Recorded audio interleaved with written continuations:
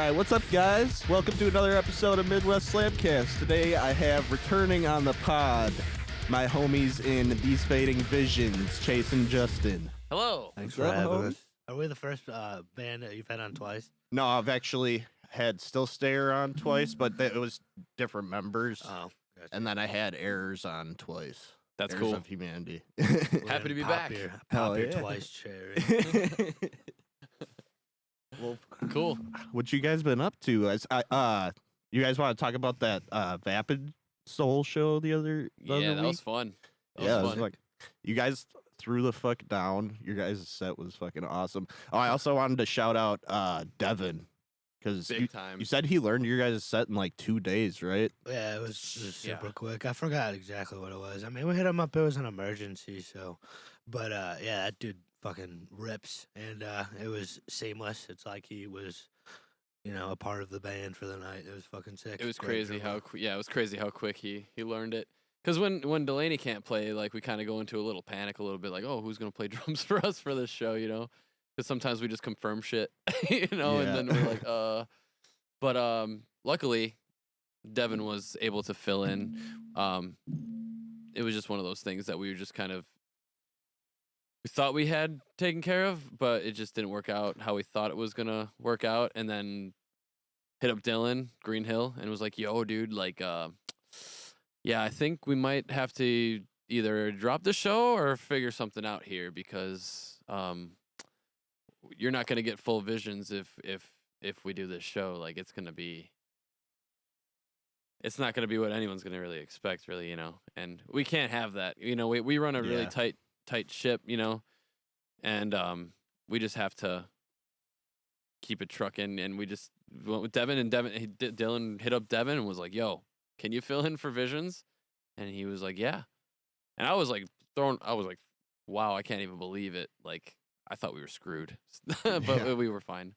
Yeah, good. yeah. Almost had to pull a Pangea and play with our fucking computer. Yeah, Man. backtrack the fucking drums. Nobody wants to do that. No. And you need Nope. to look like rock stars in order to do that. You have to have a drummer. Yep. Sad Man's Parade did that at their. You guys know Sad Man's Parade? Oh yeah, of course. Yeah, They did- Nigel. they did that. Oh yeah, that's right. Yeah. They did that at the most recent Still Stayer show, but Yeah. they pull it off though because they shred and they. I actually Nigel and remember if Ryan. Nigel's watching this. I remember we went to MATC together for a short time, and I remember when it was what was the name of his band at the time? Martyr's Fall. Martyr's Fall. Yeah. He was also in that band. Yes, I remember he was talking about for a show not having a drummer, and then they were like gonna bring out their computer and be like introducing everybody to our newest member, Mac, and it was the drummer. Mac. I just remember sitting with him at the cafeteria, just talking about that. Nigel's always been funny. Only if Nigel was watching. That's the only reason. We love Nigel, and I love Ryan too. Oh, we're earlier. Well, that was Jay Luther that we're talking about. His real name is Nigel. Oh, but, yeah. Yeah, Sorry. Jay Luther with the beats, dude. Yeah, Jay Luther, Jay the Jay producer. Luther, the And then producer. and we were also talking about Devin Taylor, the drummer from Surefire. For Yes. anybody that was wondering. Yes. So shout out those two. Shout out, big shouts. Yeah, I always forget that this is in post and we're not like people Got need to know we the gotta names tag of people, these. bro. Like we gotta tag our Yeah. photographers. Hell yeah.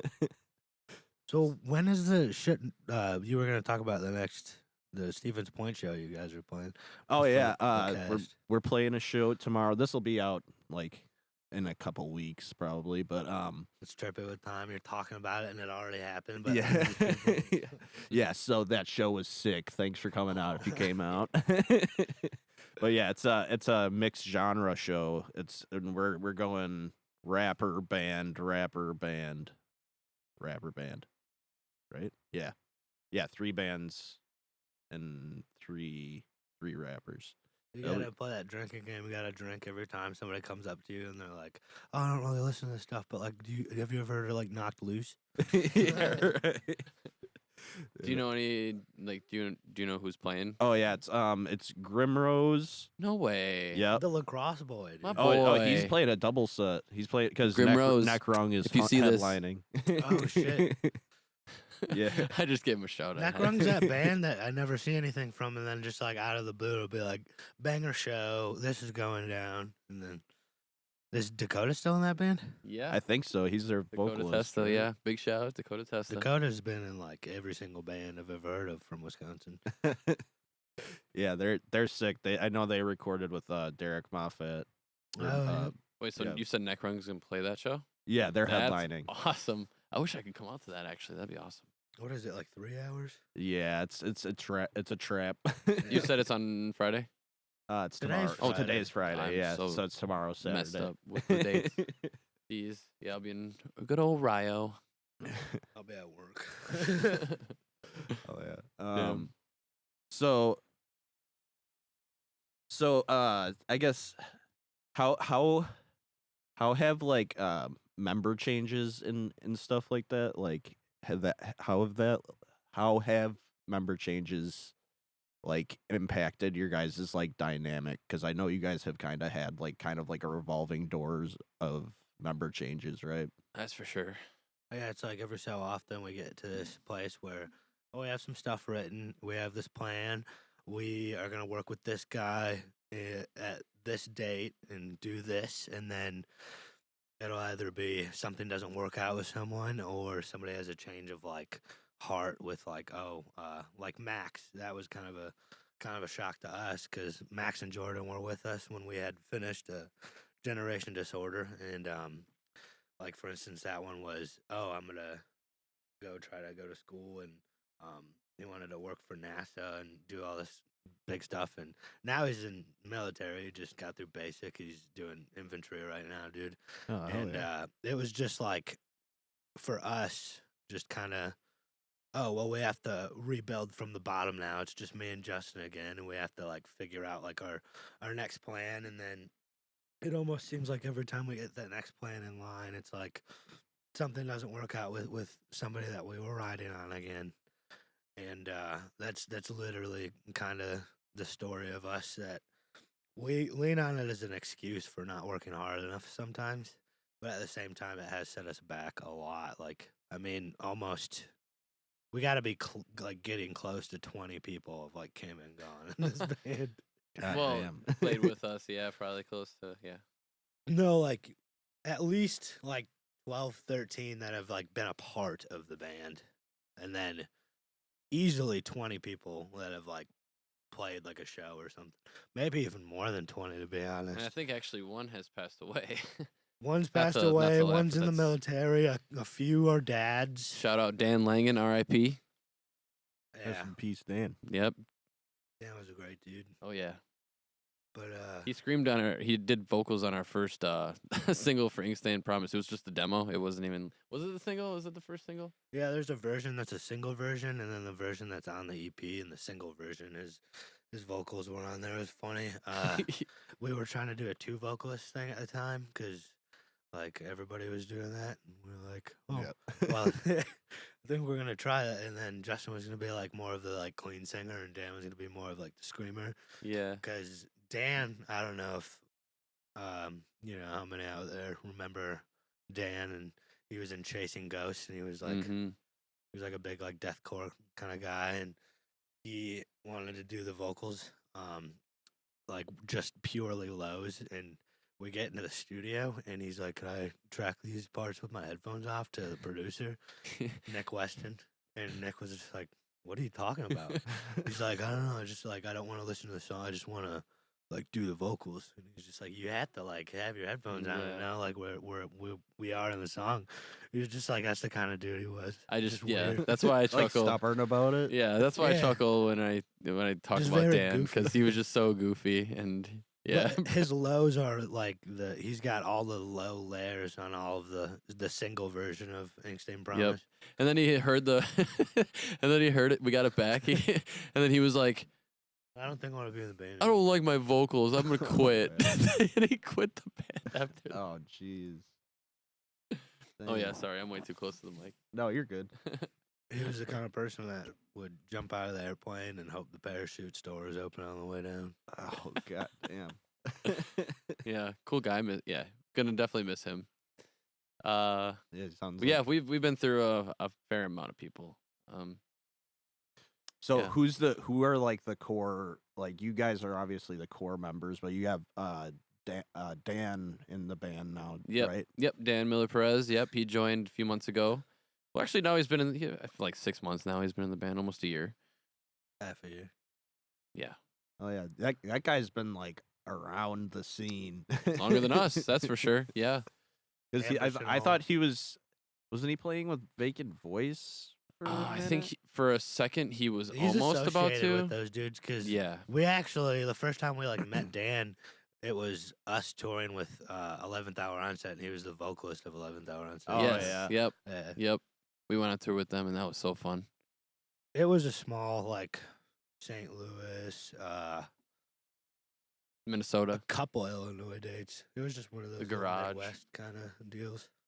Garage, Burnsville. Oh yeah, that was sick. Actually, 2 of the dates because Bob was like our manager at the time, and B2 Bob. Yeah. B2 Bob, and he pulled strings somehow because he got the tour package for the Browning in the Last 10 to come through, and the day before, or a day off, and the day before was that tour package was in Minnesota, and it was the same day. Like we were trying to get like our tour through Minnesota, so then because Bob was the Milwaukee promoter, he was able to pull strings to be like have our tour like collide with the Browning in the Last 10 tour.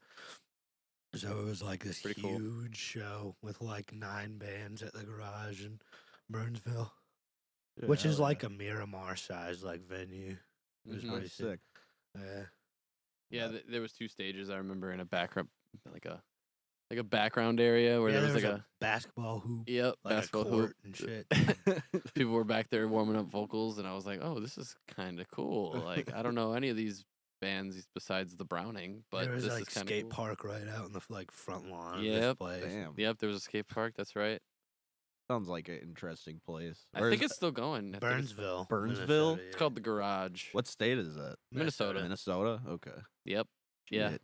that's a good one. I Sounds like a cool Yeah. venue. Anybody from Minnesota that sees this, hit us up in the comments if that place still exists. yeah, we want to play there again. Yeah, Zeal wants to play there Yeah. too. So Yeah, dude, we'll look get it up. We'll get a Milwaukee tour package through there. Man. Oh yeah.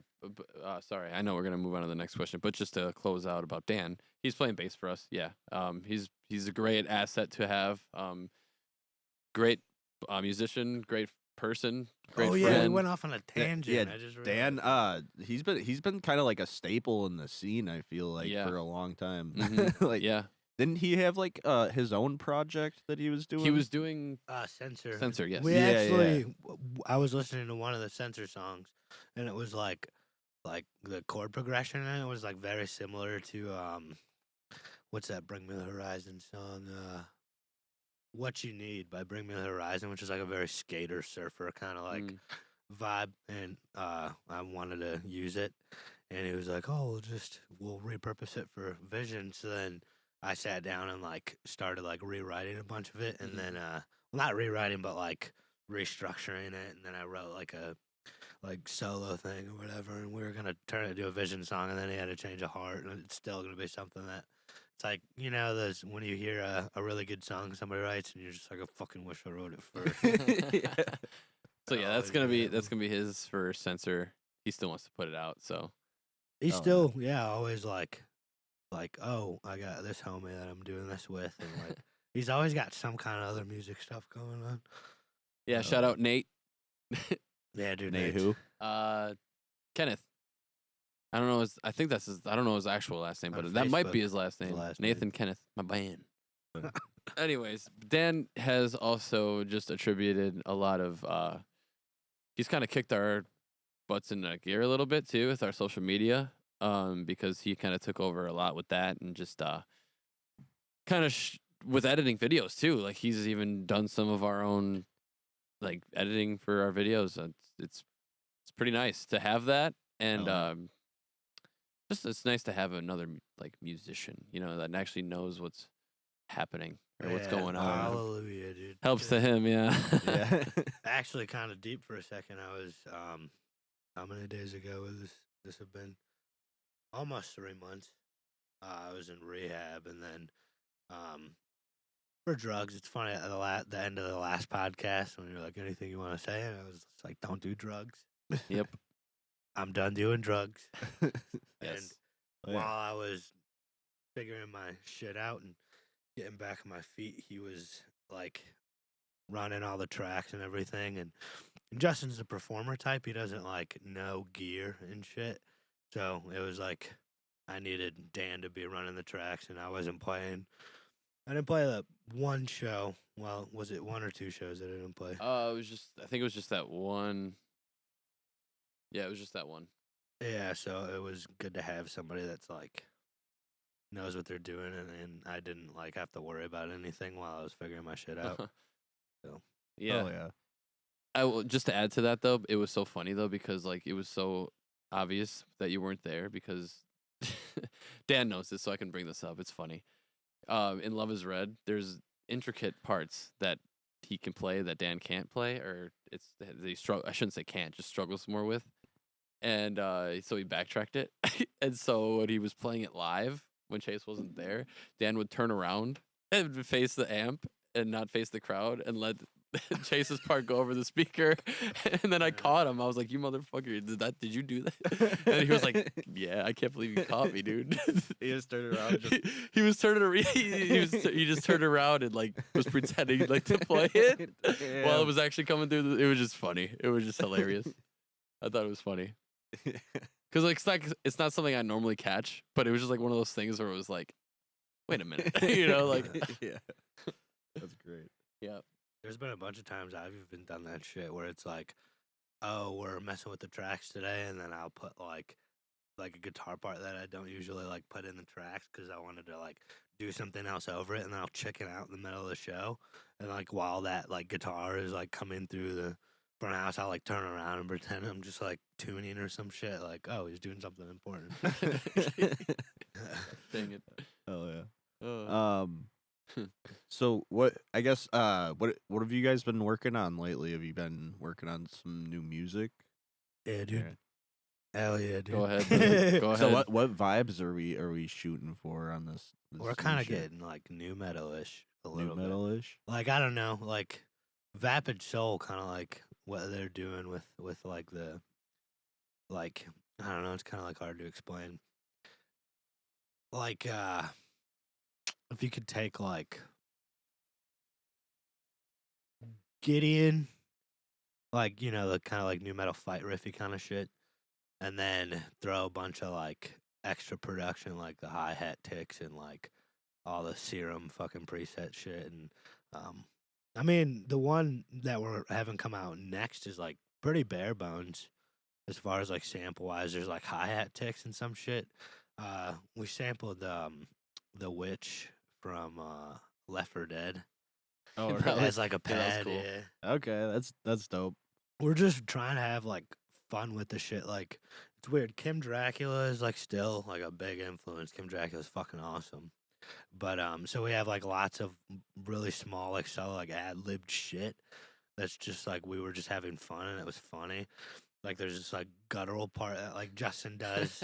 That's just like literally we were laughing doing it. Yeah. Never There's- done that before. That was so funny. Oh yeah, we're just like sampling shit from like movies, and we're just trying to have fun. I mean, we've been doing this now almost 10 years, and it's to the point where like we've always been so like, well, we need to like have a certain amount of like we need to cater to like what we think people want to hear, but now it's kind of just like, fuck it, we're just gonna like do what makes us happy, and like everything we've done, we've been to producers where it was like working with like a co-writer, and it was like a very guided thing where it was like we were still putting like our everything into art, but it wasn't like as natural as it could be. But now we're literally like writing it all in house, tracking it all in house, and we're just only sending it out for mix and master.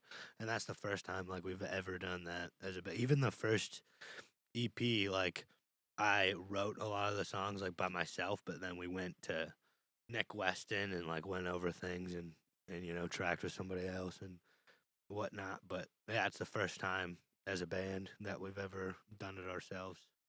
Hell yeah. Yep, So so it's that- about that- to be authentic. More as hell. more and more bands are doing that these days. I'm gonna be that's why it's so hard to find like record people who want to record because everybody's doing it Yeah. themselves these days. Yep. You know what I mean? Yeah, Mhm. dude. Like I've even like It's a reached struggle out out to here. a couple people Yeah. where I'm like, like over the years of like touring and playing shows, it's like you're kind of building your possible client list, like you like producing and like co-writing and whatnot. It's like over the years it's what you're doing, and then you reach out, and then it's like everybody's kind of, oh well, we just do it ourselves, but like thanks. And then I want to like try and tell people like how it's kind of important to like in the early stages of being a band to like have outside influence and have producers and co-writers, because to have somebody that's like not attached to the art like you are be able to like have a guiding like light is very big for your art. Like it'll it'll put like a different perspective on it, but Absolutely. after a certain amount of time, it's like we just want to fucking have fun, write music. But Mhm. Oh, I feel like it can kind of depend on like the personalities too. Mhm. Like some people might not be able to like almost like handle another person that's like not in the band, Yeah. like put like taking Oh, charge, yeah. which is okay. Like, Like, there's nothing wrong with that either. Like Josh Landry, like oh sorry, go ahead. No, Go ahead. you're good. I was gonna say Josh Landry really pushed us hard. Like he really took us like the distance and stretched us as far as like as much as he could stretch us. Is he the guy that produced Mhm. Generation? Yep, and he helped with Rebirth as well. well, that's how we met him, was Rebirth. Yeah, yep. And he's the Oops, one sorry. from Low Spirit. He okay. lives in LA now. Oh, sorry. Oh, yeah. Yes, But he was in what's it called? What New state? Orleans. New Orleans. Yeah, New Louisiana. Orleans. Yep. And then Yeah. before that, he was Metairie. in Atlanta at Glow in the Dark, where Chariot, Oscar De La Hoya, you know that? Yeah. Video? That's where that was. That's where Josh is Oh shit. from. Small world. But Oh, yeah. what you were saying about you were talking about Josh. no, right before you started talking about Josh. Oh, we were just talking about I guess like the influence like a producer can have kind of Oh. like on stuff. Yeah, it was Oh. like very it's weird letting somebody like take your art and like do their thing with it. It's like take the guitar back. Yeah. But Well- it is really like important in a lot of cases to learn things, learn new shit. Big and- time. There's I think that there's like a lot of value in having like an outside perspective for Mhm. sure. Well, yeah, So I definitely. always like to send like anything I'm working on to other people and just like get like Yep. in their ear on it. Yeah. Dude, have you listened to the EP? I listened to a little bit of Or it with Emma. of Oh, our, of yours, our yeah. EP? Well- Because you got like a solid fucking writing spot. Like you like helped me out in like a fucking big part in one of our songs. Was it You're- the reverse? It was shit yeah, going yeah, into and clarity. Oh, that's right. I remember Wow. that. I remember that. Yes. Yeah, Yeah, that's tripping. I didn't even realize that. if you just listen to that song and fucking check it out, that's got your fucking influence on there. I'm going by Emma. I'm going by Emma tonight, so I'll definitely be bumping it on the way. Absolutely. Yeah, oh yeah. So I had another thing I was gonna say. Oh yeah. So we were kind of talking about like the new stuff you guys are writing. Like, is there any like things that you want to be? Little dust bunny. I was like, flying whoa. around. No, is there anything that like you want to like focus on like lyric wise? Like any like themes or anything that you're like Okay. Big time. convey? Yeah. Oh, yeah. Well, I mean, we can both agree probably on a lot of things when it comes to that, but the state of the world right now and just how everybody's just, I don't know. We go through similar experiences on a daily basis, and we see same things. So that's how we can relate a lot to how we write the lyrics, and especially with No Victory because of like experiences and stuff. So Well, No Victory originally was about my wrist because I had this weird thing with I got bit by a cat, and I was scared that I needed surgery because every day that I would wake up, like, and get out of bed, I would just have like these shooting pains through my wrist, and shit. we started writing the song about sticking your head in the sand about like problems that you have. You know what I mean? Mhm. And that song turned into like something huge because I ended up like going to rehab, and I was in this place of like nothing's, this no hope place, and everything's pointless, fuck it. And when I was using and doing drugs, it was like, I wanted to get sober, I wanted to clean up, but it was like, fuck it, like I'm gonna do this rest of this, and then maybe I'll get better after that. And then, I would try to get better for like a couple hours, quite literally, and then it'd be like, fuck it, I need my shit. Um Sorry. oh, you're good. Adjustment.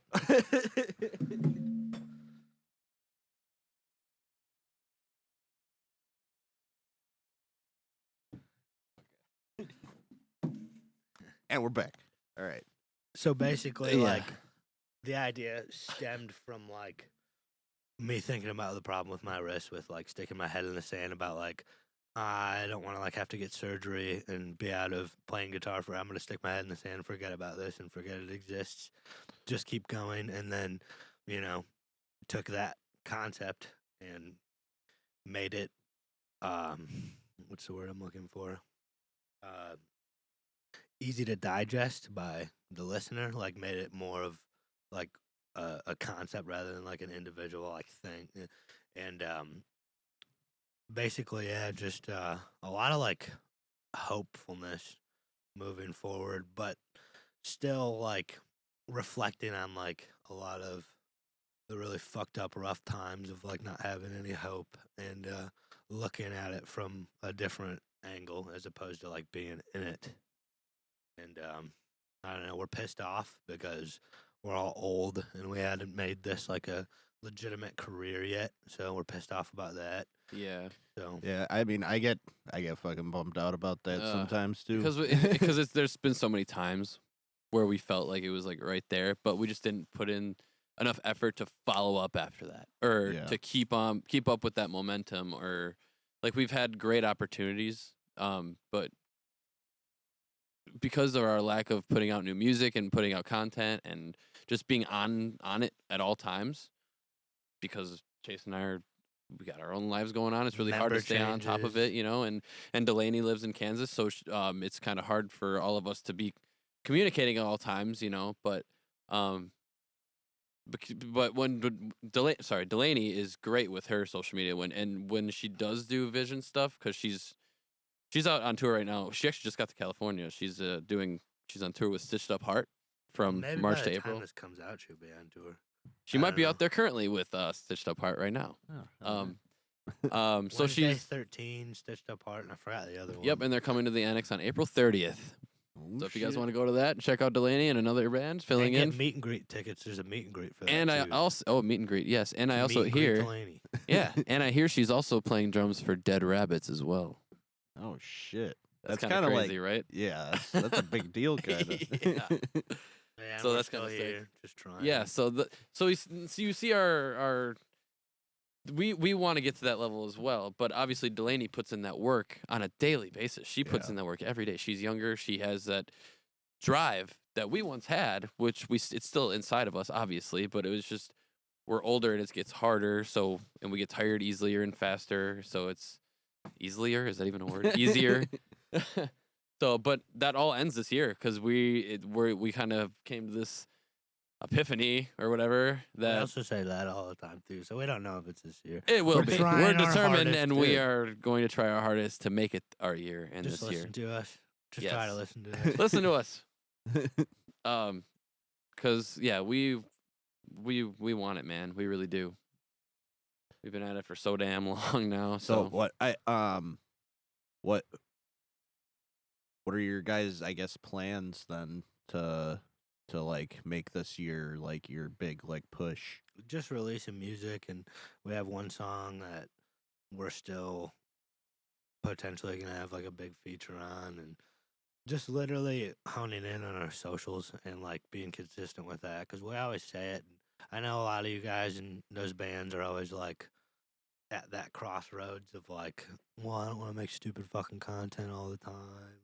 Yeah, because it's cringe. But yeah, that's pretty much what we're gonna focus on as a band is just how to get in that groove. Because it's like as stupid and fucking easy as it seems when people are like, "Oh, you just have to make content nowadays. What's the fucking point?" And it's like, it's fucking hard, and it's hard to make captivating content that like people actually give a fuck about. Yeah. But I think like the funny videos could work for you guys big time because that one video you guys that one was great. The putting your vocalist on stage. That one did get. That one still get some likes. I'm pretty. Yeah, that one was good. Thanks. Whose idea was that? That was my idea. That was I just nice. literally, I'm at work all day, and I'll like, anytime like an idea like that comes up, like I'll put it in my notes, and like I have like a whole drive, like a Google Docs filled with bullet pointed ideas like that, where it's like we just don't fucking execute, and it's Mhm. like a lot of bands get stuck like in that planning phase. Where Yeah, it's like I the plans can be as dope as fucking possible and as Yeah. structured as possible, but it's the execution. think the like people just need to be like I think content like stacking is just the move. Like, you know what I mean? Like just take time, like you might be quiet for a while, but take time, don't even like maybe just take a step back from social media or whatever for a little bit and just stack content Yeah, dude. and then you can come back and like have like a steady stream of content Yep. that'll like Yep. you know, it's like I think people just like almost like get caught up almost in the moment of things. You know what I mean? Oh, for Yeah. sure, absolutely. Like riding the Like- high almost, and then not really capture or Like what's the word I'm looking for? What's the fuck? I'm having a brain fart. Well, it's hard to stay consistent, but like Capitalizing the little on it. Thank couple you. times, like the little couple funny things we put out, Capitalize. it was like I always wanted to like keep things rolling, and it's like so I have a 6-month plan of like releases with songs, and then I had like a weekly like content list of like I think it was like 5 pieces of short form a week, where it was like Monday would be like a trending idea of like a band trending idea, like the little couple things we put out where it's like guess the drummer was like practice for doing that. So like Mondays will be shit like that, and then it's like Wednesdays purely funny shit to try to go viral, like the loading your singer in the venue shit, mhm.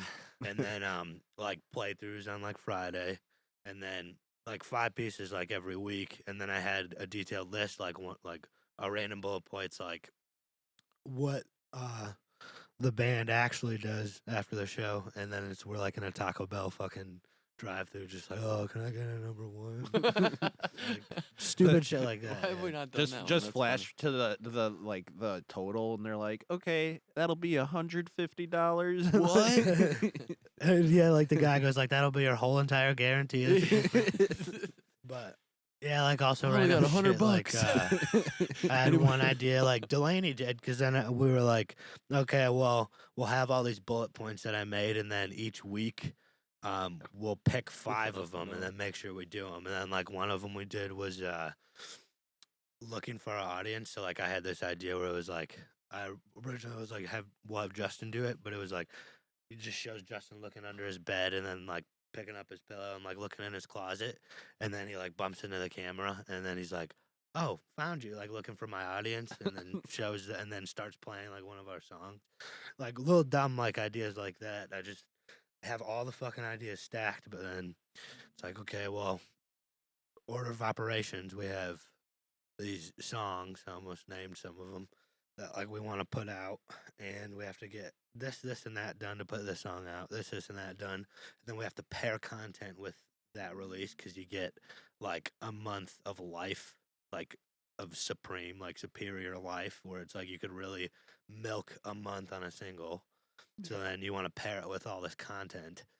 So it's just there's so much shit that like I'm not telling you anything you don't know either. Yeah, especially with our songs already that are already out. You know, they've been out for a long time. We recorded those songs in 2020. You think I Yeah. want to record content for songs that we have recorded fucking like 5 years ago? I'm just Yeah. like over that, honestly. And it's like, But then it's like it's new to everybody else because it doesn't have like the know. fucking numbers that are even. I'm kind of like I think the big issue that we've had with this like our past release, like the Mosaic, is like that like I was just like ready to put those out and like almost be done with them. Yeah. You know what I mean? totally like feel now I that. want to focus on other shit, but we still Mhm. have to like push this EP. Yeah, dude, and I'm on that it's- same fucking wave. It's like I finish something and I don't want to just like fucking sit in it and be all like, we have this thing. I want to go move on to the fucking next thing. I don't want to have to do like, oh, music video for this and like all this fucking content. But it's Yeah. like, it's funny because it's hard to yeah. like bring yourself to like actually like be creative with ideas that you've been sitting on forever. And it's like we get trapped and like sitting on something for a fucking year. Yeah. Mm-hmm. Well, it was also well, you're talking about okay. I thought I was never mind. I thought you were talking about Generation Disorder because we waited on that for like 2 years. Yeah, and then We we sat had on that for 2 a years. manager come in and be like, Oh, "Oh, we want to work with you," and then there was a guy that was like associated with like Pale Core Records, so we were like, "Oh my god, this is the fucking thing!" And then he was like, "We want you to like change your name." I was talking to like industry people, and they say it's like a local band name, so we were like, "Okay." And then we went through like this, I was like, what do you suggest then? like a 100 something. He had some cool ones. Pale Tongue was a fucking sick name. What else was there? No, it fucking is Pale not. Tongue. Dude, I mean, for me, I mean, now I vape, but like I was smoking a bunch of cigarettes and I was on the up and up, and so I went to rehab, so I was always pale tongued. I mean, So I for thought a it was, metalcore I band, thought it I was just- cool as fuck. Maybe it just didn't suit a metalcore band name. I don't know. Pale tongue, pale face swish. It fits. It fits the genre, and it's also an Under Oath song. Oh, okay, I guess. I thought it was sick as fuck, but then we all came up with like I wanted to name the band Hindsight because it was 2020, and I was like, oh, that's cool, Hindsight 2020. I actually liked that. And then Justin came up with Escape Clause because he was reading some contract or something. Oh, and yeah. He was like, oh, that's a cool name. And then Jordan, our bass player at the time, wanted High Council. And I forgot what Max like came up with that he wanted to do. That was the one you guys Yeah. settled on, High right? Council, High yeah. Council. Which was just like, I literally settled on that idea because, like, at the time, like, the lineup we had, we'd go round and round in fucking circles with ideas because nobody would like lock in on one. Yeah. Like we couldn't all agree on one thing. So looking back, I was just like, I don't care what the fucking band name is. Like, Yeah. can we just move forward? So then we picked that one, and then the guy didn't like it. The manager man didn't like it, and he walked. Yeah, he just dipped on us. Just because he didn't like the band name? Yeah, Yeah, just he was just like, I don't think like that's. Are you guys like sure he wanted it? And then he was like, at the very end, he was just like, well, I don't think like I have the time it takes Oh, to, damn. to work with you guys. And we were like, okay, don't give a fuck. Like honestly, I didn't really. Yeah, Yeah. I mean, honestly, whatever. I think you guys are like better off without people like that. Honestly. I agree, dude. Just do what fucking makes you happy, you know? Like I feel like yeah. people like that are gonna be like, those are the type of people that'll be like, yo, you gotta change this, and this about That's your kind of music. Yeah, how that's what he and did. that's what he image. was doing. he and did create the newest emblem, or no, not the newest emblem, the newest font that we have. He did make that, which Like was the fucking almost sick. like baseball logo ish. No, that one was that Rodney I think it might have been Kirch or Damien? or Damien One of them. Pearson. Yeah, no, the I don't want to say the manager's name. He knows who he is. He's probably not going to Yeah. see this because he's a big shot. Yeah, let's just say that he just played in this one band. He played in a band and then stopped playing in that band, and then the band kept going, and then was doing graphic design art for like big fucking bands, and then he started working with Pelcord, and then Okay. started like getting into managing bands, and then Zach Keel. It's actually funny that artwork I showed you that looks like yours was a pre-made for his band Hollow City. If you've ever heard of them, and I don't think I have, but oh, okay. was friends with Zach Keel, and then Zach Keel was one of the guys that helped work on Generation Disorder. It was the drummer of Kane Hill, Zach Keel, and Josh Landry were like the producers and co-writers, and then the one guy just like tracked drums. But Zach Keel like sent it out to Mhm. a couple people like before we were even talking about putting it out. Was one of those guys. and he hit us up before we even had any plans of like putting it out. And he was like, "I heard the record. I'm starting to manage bands, and then I want to work with you guys because like I could actually like make something happen." And I'm like associated with Pale Chord Records. It's like Spirit Box is signed to them and shit. So we were like, okay, something's gonna fucking happen. And I mean, since then, it's like there's always like every year something that we think is gonna make or break us comes by, and then doesn't turn out to be what you think it's gonna be. But Yep. And for the record, I was always 100% against changing our name. I was definitely down to change the name, but what we changed it to is shit. I just think that I know technically we aren't shit. It's just like we already put out music and did a bunch of things, and I guess I'm very sentimental. I'm a very sentimental person. And I So, give zero fucks. We're completely different on that. I just want to like make it, you know. Yeah. But it was just like because our songs that we already put out for Visions, I was like, these songs though, like I feel like they're good. You know, I feel like we don't need to just completely scrap everything and start new. That's how I was feeling, at least, because my heart was always in those Well, songs. off the record, I explained to you so many times. We just fucking re-release them. We were gonna re-release them under a new name. Yes. Are you guys gonna like? Oh yeah. I mean. Oh, that part's way. We've thought long about gone. shortening our name to Visions, though. Oh really? And like doing like a deathcore kind of like logo and shit, but Thought about it. it's still, I guess, kind of in the cards. But like, I don't give a fuck at all anymore. I just like want to just write music and put it out. I don't even care. I don't even care if we. I don't know. My 2 cents. Like you guys have been like, you're like almost like established as these Fading Visions at this point. I don't know. That's how I feel. But I Yeah. would say just rock with it if you wanted my 2 cents. But definitely. It feels weird. It's just like I want to be fresh. You know what I mean? Like I want to be like, hey guys, check this out, because like a lot of people already know who we are, so they're like, well, I mean, that's who they are, and like they had an opinion about us like ever in their life. It's like that's just what it is.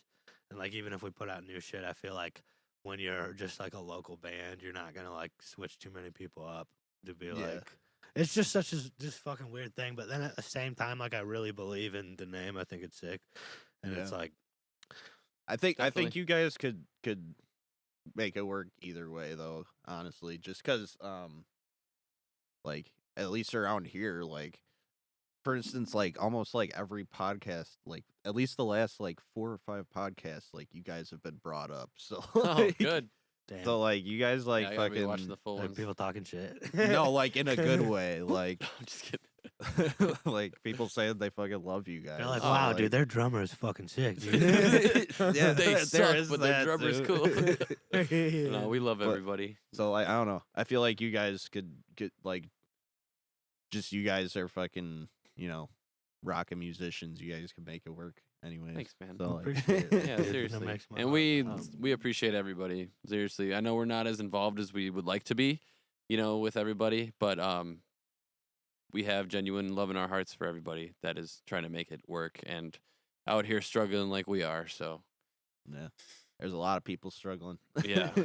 But they're You- still doing it because they love it. So Mhm. it's like, you just have like a couple like conversation, like you can get like if you like get away from shows for a while, like you can start to feel like almost like everybody else is fucking doing great.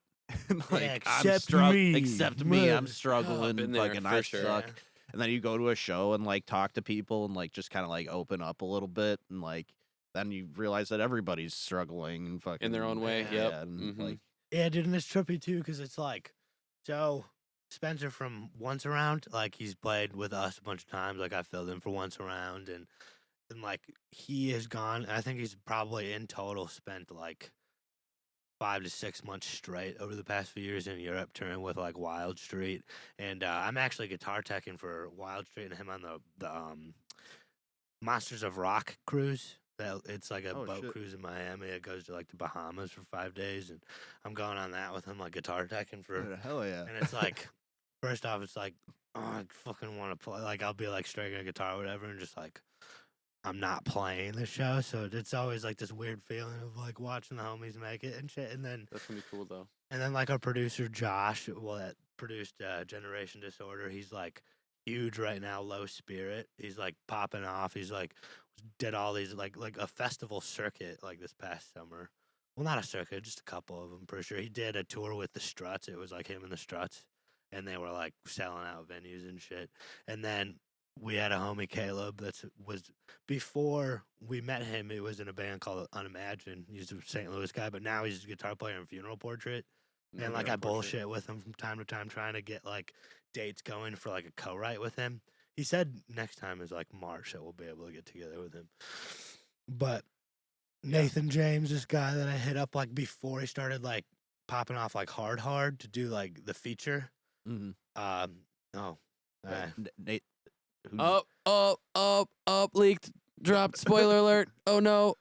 Well, Nathan James. Nathan James. From which band? It's Nathan James. He was on the tour Within This Moment that came through Milwaukee. Solo guy. Okay. He was like, I don't know why it didn't work out, but he was supposed to be on that tour with Falling in Reverse and who's that rapper? Tech9. Okay.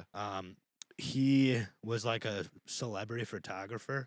Like he shot MGK, that album where he's like in the pool holding the guitar and shit. He like took that picture, and then he started like a music career after like he started like making some money to put away with the celebrity photography shit. But yeah, like we had him up to do a feature, and then it was like right before he started like doing like these bigger tours and shit, and it's just like all these people that were like kind of like in that circle, like they're popping the fuck off, and then it's like it always just feels like everybody's doing so much fucking better than you, you know what I mean? And you can't fucking help it. But then it's like, God, dude, I'm just so fucking happy for the homies, and that I also fucking hope that, like, wish that, like, it was like me, you know?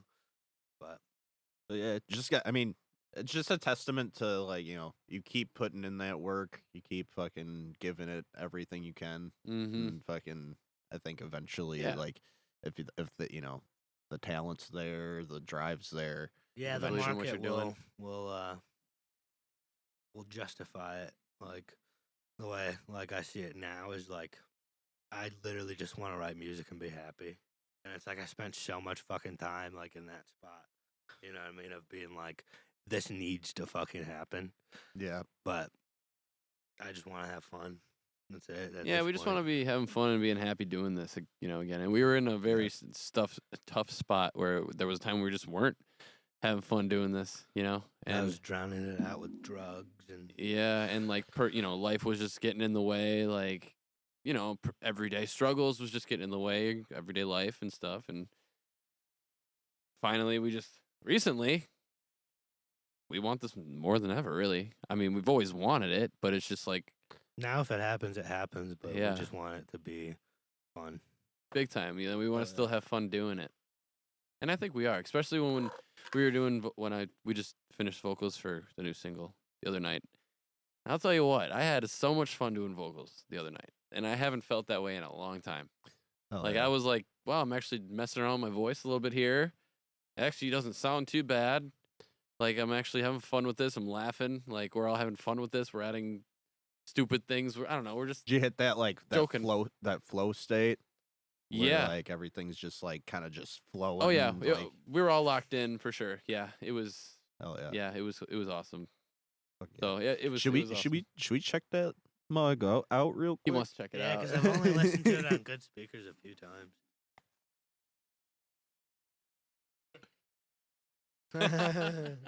We're keeping like all the little bullshit in there too. Hell yeah. But it's a lot. Like it's really all over the place right That's now. sick. But we just have to you get. see what I mean though? Like I don't know. I had so much fun doing vocals. None of the Yeah. guitars are edited. The only thing that's like officially done is the drums. But Hell yeah. I like how it's like it's not very like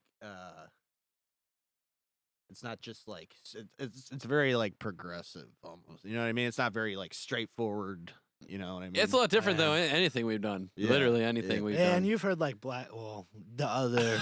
He almost some of the other name demos. dropped. But yeah, we're trying to be very like clippable. You know what I mean? Oh yeah. Like every part of the song, we want to like potentially have it be like a new clip on fucking TikTok. You know what I mean? Mm-hmm. That's how I with like the one demo, the the 3-syllable demo song that we sent you, Black Recluse.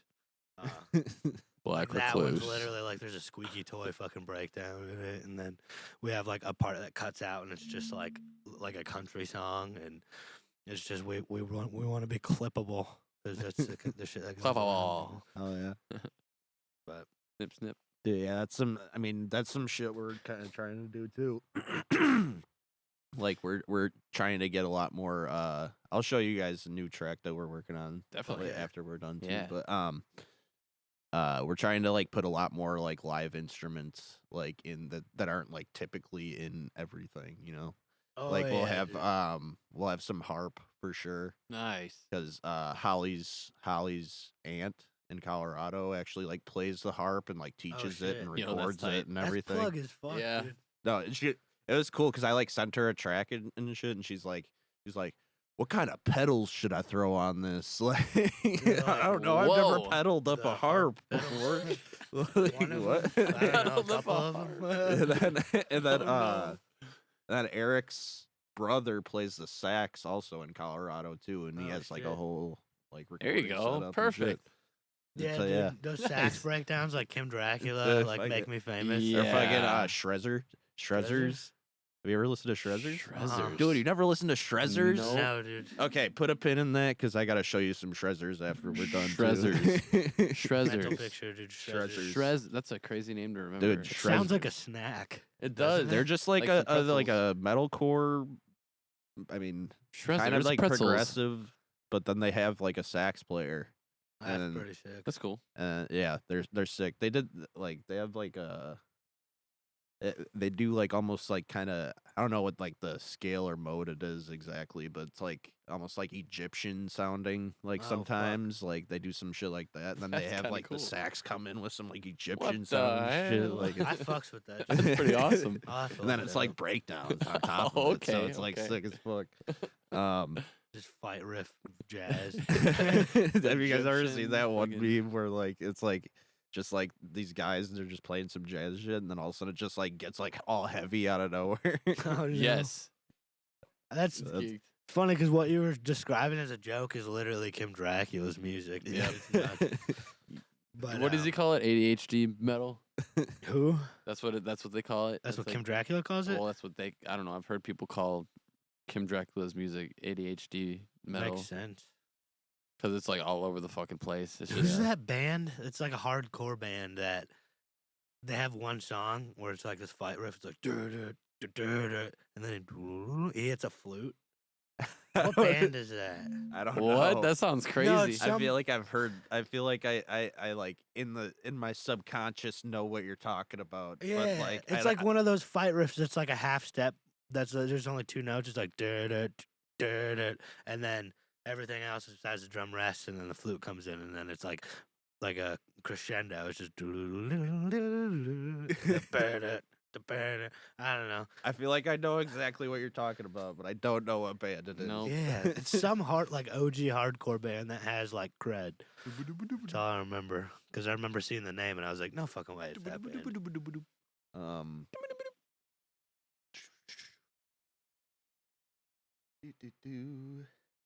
Deep So- down inside me, Trying to think of where else we that I'm fighting. kind of touched on a good amount of stuff here.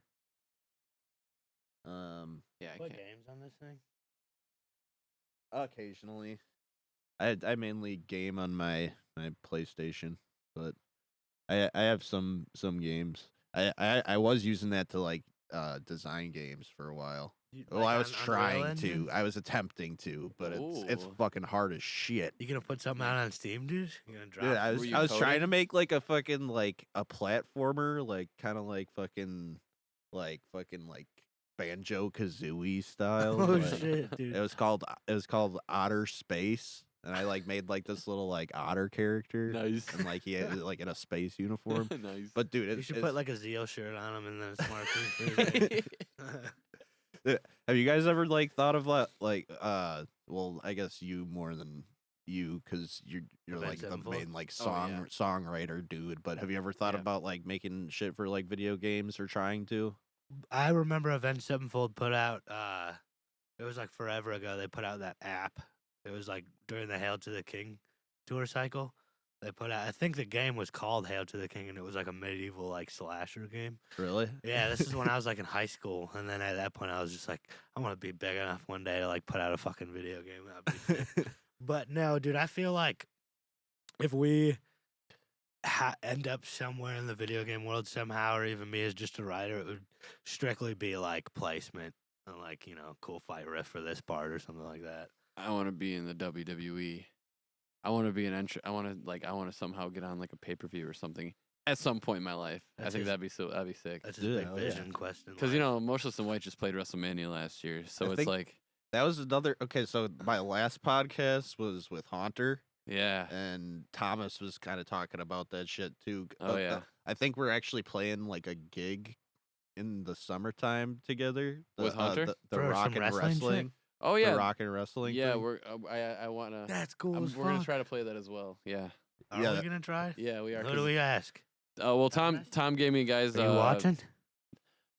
Tom gave me You his. in there? I forgot his name. The guys from the promoter guy. He gave me his Facebook, so I'm connected with him. So whenever that rolls around, we'll see what happens. Yeah, I mean, he was telling me about it, and he like wants to get us on there too. So That'd be cool. That'd That'd be be fucking fun. sick. And it's at the Well, Freak. we'll come through. Dude, We're oh, yeah. probably not gonna play. We'll come Well, through. I would go either way because Freak Toys is right there, and that's my favorite collectible store. oh yeah, they were talking all about that. too. Shout out Freak Toys.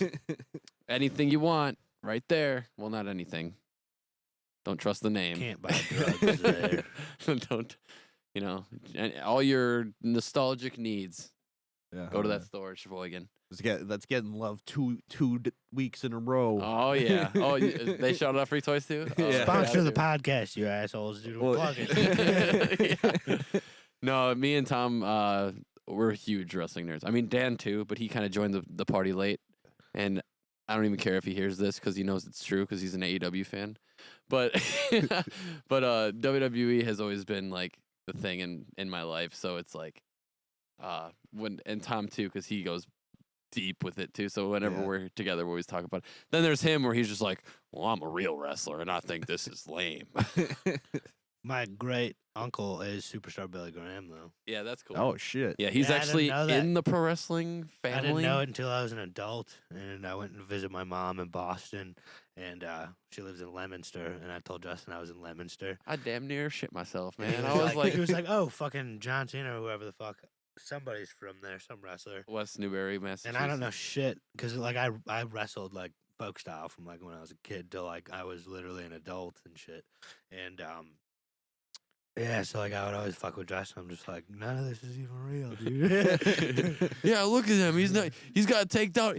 Like he could totally shoot for his leg right there. Yeah. What are you doing? Like, I'd always you go know? over the technicals of like that wouldn't happen. in Like, real this is life, totally but- bullshit, man. He could have easily pinned him right there. But you then know? I told my mom about it because Justin was like creaming about it. yeah, and that's then, pretty cool. And then she was just like, "Oh, your great uncle's a wrestler, or was a wrestler." Yep. And then I was just like, "Oh, who is it?" And she was like, "Superstar Billy Graham." I was like, "No fucking clue who it is." And then I just texted Justin. Yeah. And all he responded was like, "Dot dot dot." Superstar Billy wrestling Graham. He fan. was like one of the first ever WWF champions, which was like what WWE was called in like the 70s. Yeah, that was not even the 70s, like late 90s, right? WWF was in the 90s, yeah, but there was 3 W's in Oh, like, WWF. WF, yeah. Okay. It was like the I didn't even know Worldwide about that. Wrestling Yeah, like Federation. apparently he like inspired which one? Hulk Hogan. Like Hulk Hogan Oh, shit. totally ripped off Billy Graham's look. Damn, that's crazy. Yep. Yeah. It's facts. Look it And up. now It's I'm crazy. here and I had zero clue until I was an adult. Yep. Did you- I heard like an interesting theory that like all like promoters like have like they have like an alter ego that they would do as a wrestler, and then like their like top wrestler usually ends up like they put that ego onto their top wrestler. You mean like gimmick, you mean? Yeah, Like so, they would come up with gimmicks and then they would give it to him essentially, and then they'd have to act the gimmick. But like if like that if that promoter was a wrestler, that would be like his gimmick. his spiel. Yeah. Oh yeah. 100%. And Yep. I'm pretty sure kind of like being a writer. Vince McMahon's was, I think, the $1 Million Man. That was Ted DiBiase. But yes, no, you're right. Vince That McMahon. shitty movie, dude. Vince McMahon, he's the chairman, the owner of the whole. Well, he was former owner of the WWE. He's the guy who started everything. Isn't he McNasty now? Pretty much, yeah. But he had an alter ego that he had an on-screen role where he played this evil, evil owner of who the knew company. he was actually pretty evil Who too. knew? Would've It wasn't thought. an alter ego. Did you guys like No. hear any of the fuck? I heard some Oh of yeah, it, of course I yeah. watched the Oh my God. documentary, dude. Yeah. I heard he was like really gross. No, it was Yeah. disgusting. Like he used to like make fucking wrestlers Dude. do like female wrestlers do nasty shit with like yeah, other like, wrestlers. And yeah, like some it was shit weird. came out like within the last couple of years how he had like one of his or someone that he's close to like in the office or whatever. He had like a female attorney or a female not attorney, not a female assistant or whatever come in, brand new, and like apparently like I don't know, Vince has this thing where he likes to shit on people's heads, I guess. Oh yeah. Where he likes to poop on people's faces. Not kink shaming, but don't force people. Yeah, no. So I was like, when I heard that, I was like, you know what? After growing up and watching WWE, and seeing how crazy he was on TV, I can only imagine how he was backstage. Yeah, I don't know if you want to keep all of this part in there, but yeah, it's been crazy. Yeah, it. yeah. You can't watch him and just be. Well, not thinking if about you're shit. interested into what we're saying, there's a whole documentary out on him. So He's a big gross. I mean, I kind of want to get like kind of like lift the fourth wall here. Like I kind of want to get it to be like more of just like a shoot the shit conversation. Yeah, dude, of rather course. than, Dude, I'm you so know what I happy mean? you said that. I was like listening to Matt and Jane Secret podcast all fucking day today, and I'm like, I'm gonna be on one of those. I hope we're just shooting the shit, dude. Yeah, like I Yeah. didn't do it this time, but like I also want to start like getting like going through like rock and metal news and shit, and like fucking like talking about like rock and metal news. that would be like- cool. The That's a good idea. Midwest rock feed, dude. Yeah, Yeah, Take the Midwest name. rock feed. That's cool. but yeah, That's actually No. sick, bro. That is pretty sick. It's actually pretty sick, It's a man. cool idea. You should coin me on that. Oh, no. Oh no. Hell yeah. Well, Yeah, I could go on with I could talk about wrestling forever. I real wrestle. What high school did you go to? I went to both West Dallas Central and Hale. There's a couple pictures on my Facebook. If you scroll back deep enough, I have profile pictures of like suplexing kids at both of your high schools. I believe it. I remember Yeah, when you would Central. change it all the time. I remember you were like the Bulldogs, Yep. and then Nathan Hale, you guys were like the Huskies. Yep. Yep. Exactly. Green was Hale, and West Dallas Central was like red and yellow. Yep. He had to be the big Yeah. dog. Chase had to be the big dog. I think I'm a couple years older than you though, right? Yeah, I graduated 2016. Yeah. Okay. I was like 3 years older than. Do you know Peyton Mako? No. What about I don't- Tyus or Tyus White? I don't think so. Are those Central dudes? Peyton was Hale. And then the White brothers, Tyus and Terry White, were from Central. They had wrestled like 113. I know. 113 and won something else. They're like the top wrestler at our school. He was like one of those dudes that was like fucking bred for wrestling. Like he wrestled since he was like 4 years old. He Type came shit. out like, of the womb with cauliflower. yeah, ears. type shit. Like Dylan Diebitz or something like that. Does that ring a bell at all? That definitely 100 million% does ring a bell. Yeah, He was like a smaller guy, not a really. I big think he was guy. like 130. Yeah. 130 or 145. Yeah. But like he was like crazy. Yeah, Yeah, I the remember lower that. weight classes at your high school were like the fucking good ones. And I Mhm. wrestled 195, so it was always a breeze whenever I saw Central at a tournament because I would wrestle with one guy from there. I would just fucking tune up every time. You know, I think about it from time to time because I think about like the real easy matches I used to have, and then now I see them on Facebook, and it's like I'm the doughy one, and like they're yoked now. And it makes me feel bad about myself. Okay, shit. Didn't happens, see it man. coming. I'm a little doughy myself, so I feel Pillsbury. it. Oh boy. Well, fucking Dude, you could've been music Brock and Lesnar, man. partying and all that shit. It got me real fucking like lazy, like physically, because and just being a fucking adult, you don't want to go work out anymore. Hey, Have you like considered like getting back into like wrestling or jujitsu Dude, or like every anything? day, and then I'm like, nah, definitely not. I'm too. I personally really want to get back into like jujitsu. Yeah, I did Have you nogi. ever I did you nogi want to for know 2 something years. funny? At being a wrestling guy, like I bet you would have this problem too. But like because you don't want to be like as a wrestler you don't want to be on your back, but as a jujitsu dude I you had that do. problem, dude. I was in Like high so school. if you face off against a jujitsu dude, they're Yeah, they fucking pull guard right you're on like their on back. your knees and they're choking you the fuck out like Yeah, on your dude. back riding you. You Yeah, don't know dude. what to do. I actually had that problem. I wrestled like my whole entire life, and I got to high school. And when I was a kid, my dad was showing me like Forrest Griffin and Stephen Bonner, like that fight, and I was like, oh, I want to be a fucking MMA fighter. And Ben Askren, I actually like wrestled at Askren Academy when I was a kid. The guy that fucking Jake Paul knocked out the first time he did a professional fight. He trained at Rufus Sport, fucking Campbell or not Campbell because he visited the gym once, but like Rufus Sport. Have you ever heard of? I've been there before. Yeah, dude. I Is was it even 76 in Blue Mount. is it still there? I don't know if that I- location is still because I I remember was there there were two when it was locations I was there when it was across there. the street. No, it was on 76th and Blue Mound. I was there when Was it the basement one or was it the one across the street? um Because there was the original it location. wasn't in a basement. It was just like in like a little building. Right by I don't know. Pius High School. I think so, yeah. Yeah, in 76. Because when I started training there, this was like 2014. They had just moved across the street. There's like a bank and like a strip mall. And there was like the basement under the strip mall. So they like Okay. expanded the whole place. But when I was fighting there was training, because like I only competed in like a couple combat corner competitions for jiu-jitsu. But when I was training there, it was when Anthony Pettis had the title fight with Benson Henderson in the UFC. Mm-hmm. He was Not he was Bellator. training there for a long Yeah, he time. Right? co-owned. He co-owned Rufus Sport. I remember I think him and Duke Rufus had beef because I forgot whose fight it was. It was one of like the pro cards that like wasn't in the UFC, but Duke and Anthony Pettis and Ben Askren were all like one of these guys like coaches, and Duke Rufus was like pissed off at the guy, and in the middle of the fight he like walked out on the fight. So then Anthony Pettis and him had like this big fucking beef, and then he opened up his own place. It was like Pettis Martial Arts or whatever the fuck. Yeah, actually, side note, I actually went to high school too with a couple people that I'm pretty sure are like Anthony Pettis' cousins or something like that. Dude, it's trippy, dude. Everybody I meet knows somebody who's like cousins with Pettis.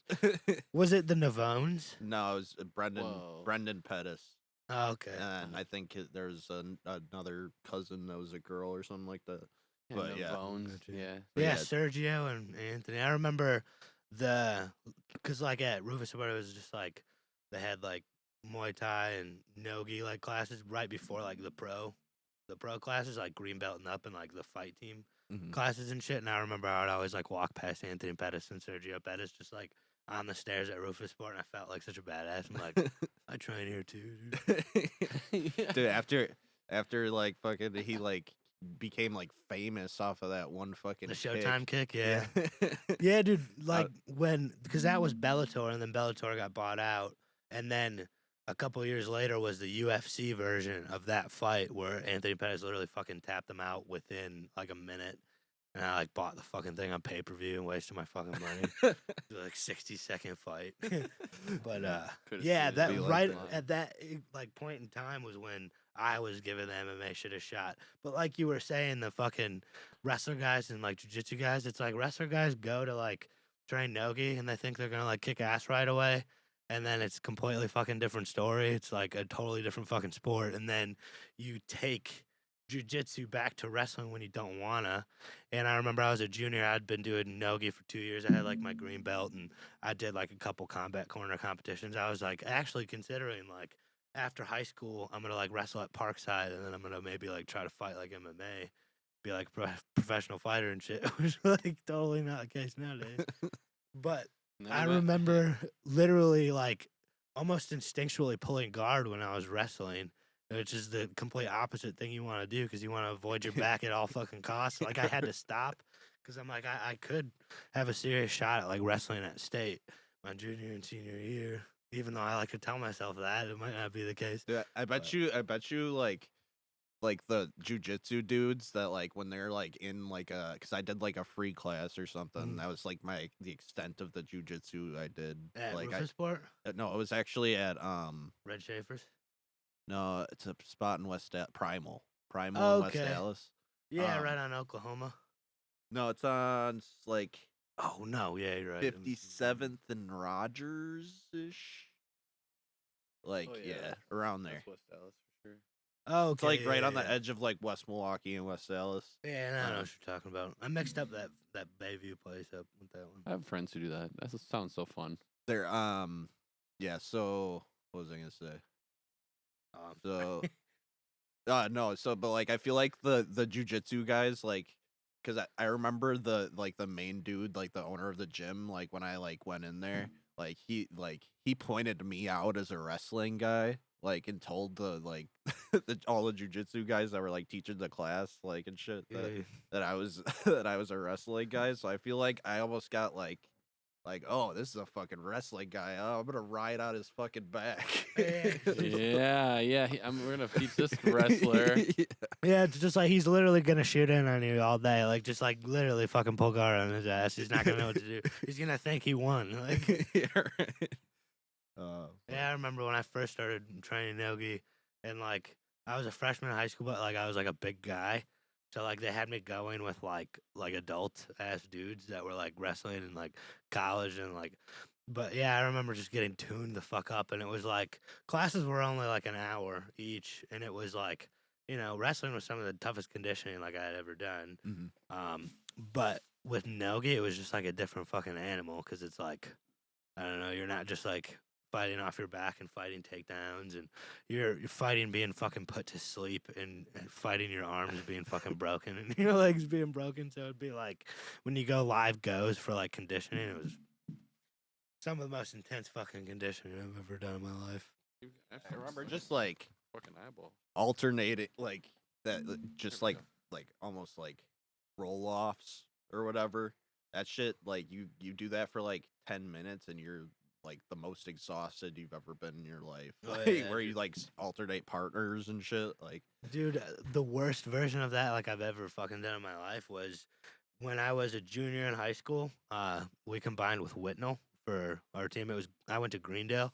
It was Greendale Whitnell, and Greendale we had like almost enough to fill a full varsity lineup with like a couple JV guys and like a couple behind a couple like the varsity slots. But then when we combined with Whitnell, we had like 30 dudes, and it's only like 12 weight classes or something like that.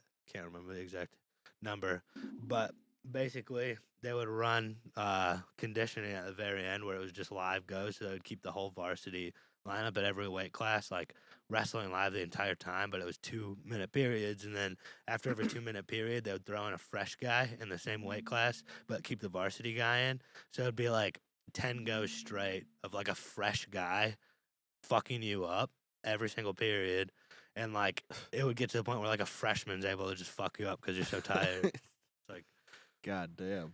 that was. I remember puking after those. Yeah, that like, sounds like some like similar shit we did in training, just training for wrestling. Like, I mean, it wasn't actual wrestling; it was like just conditioning shit. But like, Spin drill. I think they, pardon me if this is like a racist term, but they called it Indian running, as where everybody's you hit the everyb- mat, you stand up and run in a circle over there. No, so what it was is everybody, like the whole team, is running in a line, right down like it's central. Like our hallways, like went in like a circle around the building. So we would run. We your would run. wrestling room. I remember. We would run in a line like around the building, and then like so everybody's jogging, and then the person in the back has to sprint. To the front of the line. Yeah. I remember doing that shit. The fat guy was like could never catch up to the front. Yeah, I ended up passing out doing that shit though. Like, Yeah. That sounds awesome. Well, Yeah, dude. no, it sounds like crazy. everybody, like, cause they're not even running slowly. Like everybody's like at a decent pace, so like it's hard as fuck to sprint to the front of the line. Yeah, when you're Damn. tired as fuck too. But I remember I actually do remember specifically doing that at West Dallas Central because when I was a kid, I remember like in middle school there was like a couple times where like I had like practice at West Dallas Central for the West Dallas like club team. Mm. And I remember doing because our Indian run was on the mat at the end of practice. It was just like you all like lay in a circle like on your stomach and like hit dun dun dun dun, dun and then one person gets up and like runs over everybody. So like you have to like high step over everybody. Then you get back to your spot and like lay back on your stomach and do it. But it was more of just like a way to end practice. Okay. But that was our Indian run. But I remember doing that for condition. Do you remember spin drill? Refresh me on that. So you're in referee's position, and there's a guy with his chest on your back, so like hands and knees, and then a guy just his chest on your back. And coach blows the whistle, and you spin on the guy's back, blows the whistle again, and you spin the other way. Oh yeah, and then he blows the whistle twice, and you go live. Oh shit! I remember doing that for like half an hour straight, just spinning the whole entire time. That was fucking nuts.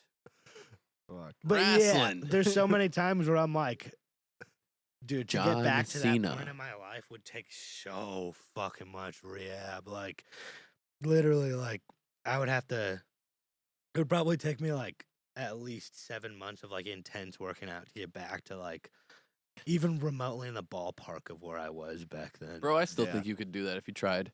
Anybody could fucking do no, what I you know. put your mind to. Yeah, I know. that's if I were to do jujitsu again, I would like take, like you said, probably like 6-7 months to train myself. Yeah, like, run a mile every day and then slowly increase it type shit. just yeah. just because you realize the first 5 minutes of rolling with people how like fucking Out of fucking shape. Yeah. Yeah, dude. I remember when I was an adult, like, cause like I had wrestled my whole entire life, so I was in really fucking good like condition, and then like trying to do like the nogi shit, and I was like there conditioning wise, and then I had worked up to my like green belt and shit, and then a couple of years pass, like couple years in visions, like I'm like living on the east side, and I'm like a lot fatter than I was. It had been like a decent amount of years. I had like done the touring shit a little bit, and then I was all fat and pudgy. And then I got like a 2-week free trial at Red Schaefer's, and I was just like, I'm gonna go there. I'm not gonna tell anybody I have any experience, because if I tell anybody I have any experience, it's gonna be really fucking embarrassing. They're gonna think like I was a fish. But like, yeah, dude, I remember I went to like 2 classes, and it was because they would have like nogi and Muay Thai on Thursdays, and then there would just be like 1 wrestling day a week, and I was like, I'm the most comfortable at the wrestling day. I'm gonna go to the wrestling day, and I only went to 2 of them, and I like couldn't fucking hack it whatsoever. Like I pushed through the whole practice, but it was at the point where I'm like getting my fucking ass kicked by like some white belt kid in high school. And I was just like, no, I would need intense training to get back to the ballpark of this. yeah. Dang, dude. It was like a hard fucking fall from fucking grace, because I remember like tuning fucking dudes up. Like I remember in 8th grade wrestling at like the Parkside like intense camps where like those guys are like getting ready to like wrestle in college, and then it was like a whole week long like intensive camp where we're getting up at like 5 and doing 3-a-day practices that are like 3 hours each, and like I remember like hanging, and then like I don't even think I could do like 50 straight like push-ups anymore. Like it's big bad, dude. I'll show you pictures from like the old. It's completely new person, dude. Yeah. When I first met him, he walked into my basement with his green Litterman's jacket. Chevrons all up and down. I was a fucking jock, dude. Straight jock. Like I met him in 2015, right? Yeah, it was November. Yeah, the end of 2015. I was 19. He was 17.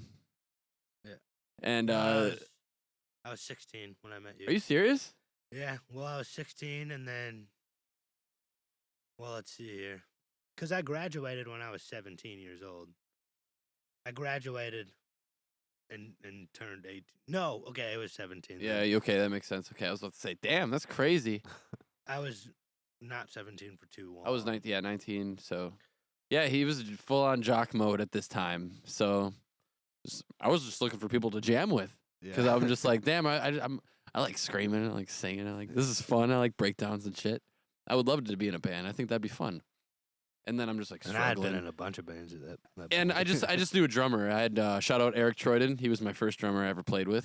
And we were just like, let's try mess around, let's just jam, just me and you. And we ended up just jamming us to just drums and vocals with whatever, just playing through the speakers. And then eventually we recruited some people that we had no idea what the fuck we were doing, literally. Well, I had a friend, And then I met Jordan Chase. Groff, that I was trying to start a band with, and then me and him were both friends with him on Facebook, and he was Mutual trying to friend, start yeah. a band, and we both liked the status, and then I sent him a friend request because we were the only ones that saw it, and then he Yep. messaged me because he saw some of my playthroughs, and Yeah. and then I had a guitar player and a bass player at the time where we were trying to find a drummer and a vocalist, and Crazy. he was Yeah. a vocalist with a drummer. Yep. So I was like, Just worked out perfectly. Just worked out perfectly. yeah. And then right around that time too is we found Dan Lang, and Yep. we were like, oh, you want to be in the band? It's We'll crazy start too something. because as this was all happening, I remember just being in training for AT&T, ready to fucking see a life. Like I was ready to just kiss my life away and just slave away for the rest of my entire life, literally. And then the band came around with Visions, and then I was like, don't be a sheep. yeah, and then I just kind of got inspired because this is truly in my heart. I love performing. I love entertaining. I think that's where my calling in life. I really do think that. Just love performing. I just love it. Were you have you performed at all before you were in a band? Yeah, well, kind of. I've always BMX is in the blood, so we grew up with I don't know. My brother's a professional BMX rider. He rides for Nitro Circus, so we've always had that side of things, like the BMX thing, going to the skate park, doing crazy stuff on the ramps and stuff. So I guess that kind of counts in the beginning. But we kind of I ventured into music and performing because I loved Warped Tour and Ask Alexandria and stuff when I was in high school, and then eventually I was just like, okay. Oh, I was a huge, crazy Michael Jackson fan for some reason. In 2009 when he died, I was like, oh my god, this dude's amazing. He dances like crazy. I loved that. I tried replicating his dancing and stuff. So I think that kind of made me wanna. I know lame as hell, dude. Crazy, I know. And I guess I kind of brought that to the stage in a way. I mean, I wore a fucking spandex and wrestled guys for my own thing. Well, that's okay. I watch pro wrestling, so yeah, I mean, MJ was pretty fucking badass. yeah, if for you- real, yeah. Yeah, besides all those, Yeah, all the Yeah, I mean- fucked up shit, but Yeah, but as a performer, he's- separating the art from the artist. yeah, all the Definitely, kid yeah. diddling that was going on. crazy. But yeah, so that happened, and then Eric and I, actually, I don't know if this was before Eric and I even jammed together, but I would host these little things in my parents' basement in 2014, 2015 jam sessions. I would fill 50 people in my small basement. Yeah, and then we started the band, and then he at first when he told me about this, he didn't want the band to play him. I'm like, are you fucking dumb? Yeah, I know. I was stupid, but at the same time, I was just like, I don't want my parents to be mad, It's So like that a lot of people. ended up being our first show. It was packed his basement with 100 kids. Yeah, there's people Yeah. on the stairs going up. It was pretty cool. But that was it all started with just doing hardcore karaoke in the basement. That's all it Oh, was. yeah. Just pretending like you're the vocalist of that band that you're playing, He Yeah. still does it, dude. I still do it to this day. I swear to Yeah. God. Me and I my still do friends it. used to do that shit too. There's Yeah. nothing wrong, in my opinion, with going back to basics, because that's how you're really gonna that's how you're just gonna. It's your recombobulation area, It was actually cool. The other day, last weekend we played with Lilac and Lotus, Oh, and they're Sick. cool, their dude. guitarist Eric used to be in fucking Armageddon Awaits, Yeah, dude. and Dan back was in doing the the show with day, him. that was mine and Domingo. That was our shit, dude. We Dude, used we to got- fucking metal karaoke the fuck out Really? of Armageddon Awaits. We played with them once. You alright? Oh yeah, no. I thought did they actually play that Mosh House show No, it wasn't Mosh House. It was the Murder House. or Murder House? Murder House. Where that one? Yeah, Murder House. Mhm. I think we played the last show ever there. Oh, that was so sick. It was Never Doubt the Worm. I got. Oh, I remember them. Never Doubt the Worm. Never was Doubt the sick, Worm, dude, yes. Jack Yes. Daly, dude, the most interesting man alive. Yes, and Chad Hopefully Hainish. Jack's Hainish? watching this moment right now. Jack 'cause I miss you, Daly. dude. You're one of the coolest people I've ever met in my life. Oh yeah. yeah. That band was fucking crazy. I Well, remember Speaking them. of I remember- wrestling, dude, I think Jack did Yeah, some wrestling shit. Jack's Oh, really? always on some crazy adventures, man. Like I remember one time he just ended up in a battle royal one day. I was just like, "How are you in a ring?" Like in his army shit. Yeah, he dressed up as his army gimmick in a wrestling ring, and I'm just like, Oh, dude, how are shit. you? And then he's getting chopped in a corner, like some wrestler. He has him in a corner, and you're just like smacking his chest. Then he gets tossed over the top rope. And I'm just now, like, small world, me and him work with one of his old friends, and we just like connected on Jack Daly, and then he just started telling like a Jack Daly story. oh yeah, And it was the most Jack Daly shit I've ever heard in my life. It was, you know how like people nowadays will like do pranks where they like go and like wear the uniform at like a place and that they don't work at. Yeah. Well, he was telling us that like before anybody was like filming this shit, when like he was in high school, Jack wore like I think Starbucks or no, it might have been Cold Stone or something. Someplace he like went and like actually worked like a full shift someplace that like he didn't work at all. He walked in with the uniform and worked an entire shift. Didn't film it or anything. Like, he just goes on these side quests just because he wants to. yeah. I didn't hear this from Jack, so If it's not true, we apologize. we need to hear your side of the story. Yeah, it was Jack Tell. He told us. Yeah. Oh, shit. Dude, that's for why? Like that's Because just he's like- Jack, dude. Yeah. He's Jack. Like, Yeah. just unpaid, just like yeah, I'm a workaholic. Yeah, dude. I mean, that's Just Man because he of many thought it would be mysteries. funny. low I key, guess. actually kind of helpful. Like he busted at his ass. dude. Yeah. Yeah, dude. It was written in the stones that this man would be like fucking a helping hand in the community. You know what I mean? And then Like, now all- he's a police officer, I think. the manager's Yeah. just like, who's that guy that's like low key kicking ass? Like, Yeah. Offer him a He's job not for like even a possibly fucking committing a employee. crime. Like, Jeez. Who else is OG, man? damn. Oh, I was gonna say that I played a sick show at the Murder House that was actually Armageddon Awaits and A Night at the Chalet. Oh, dude. Wow. And I think it was also To Paint with Fire. Wow. too. Okay. Yeah. And then we were in A Martyr's Fall. That was when I was doing. Oh, I vocals actually for them. remember the flyer for that show. You for some do? reason. This had to have been like 2013 or 14. or Probably, something. yeah. Yep. Yeah, dude. I specifically remember seeing that flyer. That was probably before. one of the last ones too.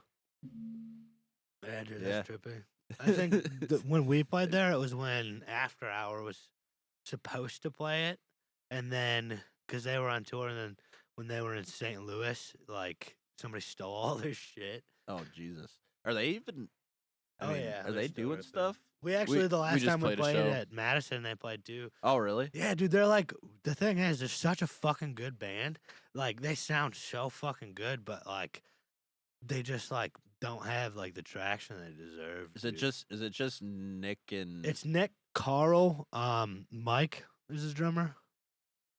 Yeah. Michael's his name, right? The other, I forgot the other guys. I don't know his name. Joe is the other guitar Joe, player. that's his name. Yes. But yeah, no, they're still rolling fat. Like they have like really good shit. And then Carl is from, yeah, Carl's the man. Courier and Level of City and That guy, I want to get him on the Underages. pod too, because Dude, he's like one of those fucking dudes. You know what I mean? Yeah. Carl's one of those dudes. Yeah. Dude, he's got I like a actually fucking like. went to a strip club with Carl. I'm sure you've done a lot with Off Carl. the record, I went to a strip club with Carl, and it was funny because I was like completely broke, and we were tracking shit for After Hour, and he literally like busted in because this is before he was like in After Hour Animals. He just walks into Bow's house, and was just like he was like coming to fucking On the Border with me, or is that the place On the Border? Yeah, that sounds Yeah. about right. He was Oak like, "Just coming Creek? with me," and everybody was just like, we're just kind of chilling. We're all broke, and we were all like, doing drugs. That's why this is off the record. But then he was just like, "Chase, you're coming with me," like with his deep ass voice, and I was just like, "I've never been to a strip club." He's just like, "You're coming with me." I'm like, "All right."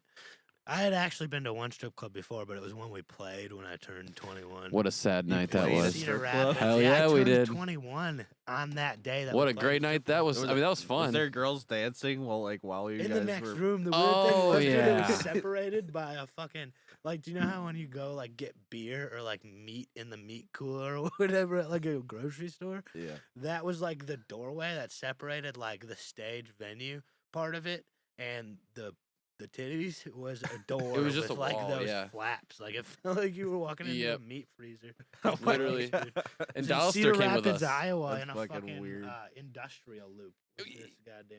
Yeah, it was in the middle of an industrial park in Cedar Rapids, Iowa. Chase just turned 21, and It was packed. he was too. having a shitty night. It just wasn't a good night for him, but it was a great night for me and Dolly Boy. Like we had a great time, Dollister and I, and Max too. Well, Max was just Max. Max was existing. Max dude. just He's did like- whatever hell he wanted he to could be do. on any realm that we were on and just vibe because he's like straight edge, and like we all were not.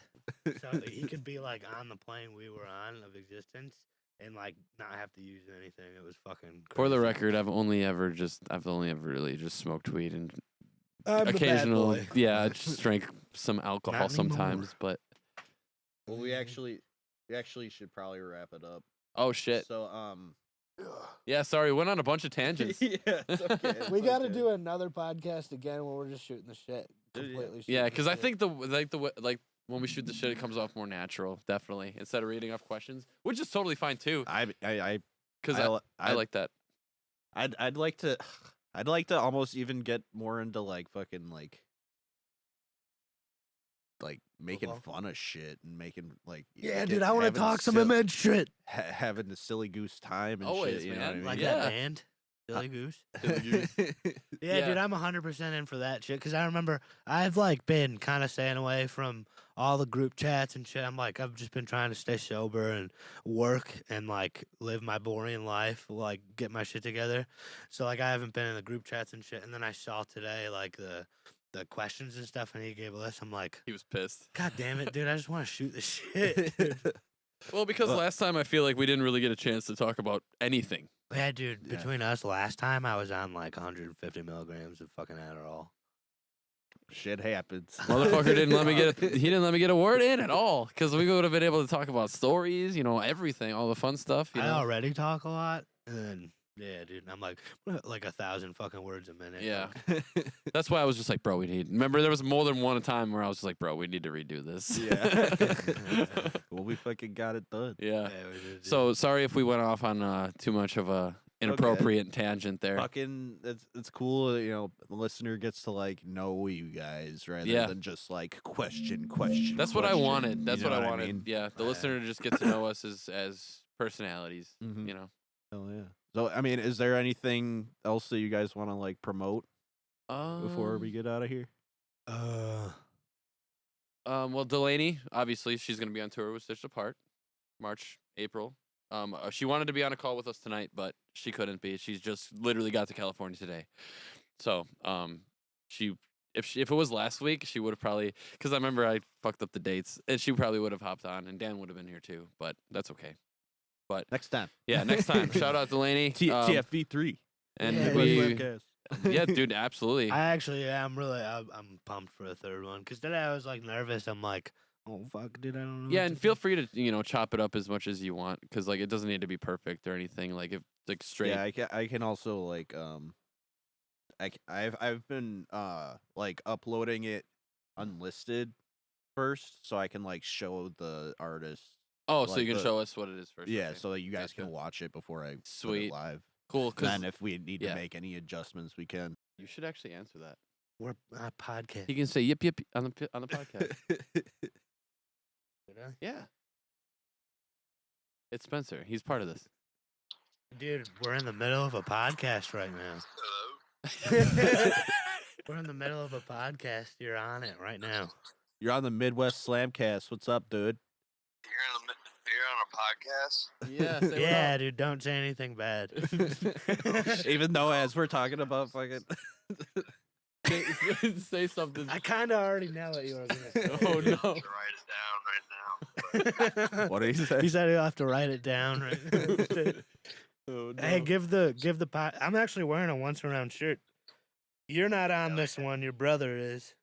I was gonna point to you to the camera and be like, "This is the guy talking." Say, give us a bark.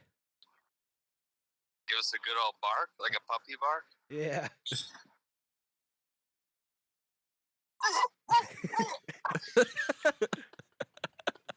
That was good, dude. That was perfect, dude. That was a good one. We showed a little bit of the new song and stuff. That's cool. Is that what you were Oh, calling yeah. me about? What? Is that what you were calling about? Yeah, 'cause your text, I was like, yeah, talk about the song. Do you agree I with a guess lot you're of? on a goddamn podcast. Yeah. We won't be here too much longer. We're wrapping up, but I'll give you a call in a little bit, skis. All right, sounds good. All right.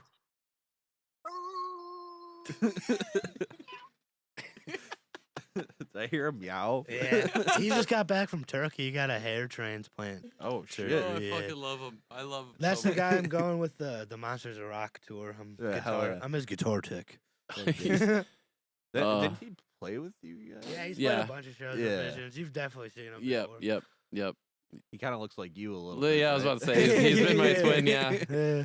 So I've been told, everyone. Yeah. There was a point in time where everybody on stage besides me looked the same. Like Spencer, Justin, and Max all looked. We fucking all looked very identical. similar. Yeah. And then there was Jordan, who also looked similar. He'd never played a show with us. No, but yeah, that's true. I He was can't- in a he- music video. he never, yeah, he was in the music video, but he never took promos with us or anything. It's kind of crazy to think. Yeah.